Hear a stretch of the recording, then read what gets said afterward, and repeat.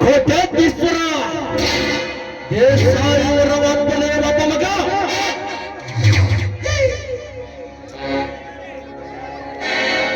ಹೊಲ್ಲಿಶಾರ ಪಟ್ಟಣ ರೌಡಿಗಳನ್ನು ಮಟ್ಟ ಹಾಕಿದ ಪರಾಕ್ರಮಶಾಲಿ ನನ್ನನ್ನ ಕಂಡರೆ ಗೃಹ ಮಂತ್ರಿ ಕೂಡ ಹೆದರುವ, ನನ್ನನ್ನು ಕಂಡರೆ ಮುಖ್ಯಮಂತ್ರಿ ಕೂಡ ಹೆದರುವ.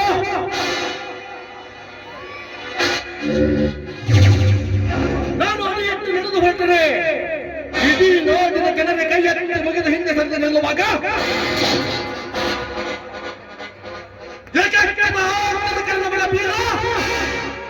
ನನಗೆ ಎದುರಾಗಿ ಬಂದು ನನ್ನ ಪುರುಷರ ಬಗ್ಗೆ ಆಗಿದ್ದ ನನ್ನ ಮೇಲೆ ಅವನ ಸಮಾಧಿ ಮಾಡುವವರೆಗೂ ನನಗೆ ನಿದ್ದೆ ಇಲ್ಲ. ಮಾಂತ್ರಿಕ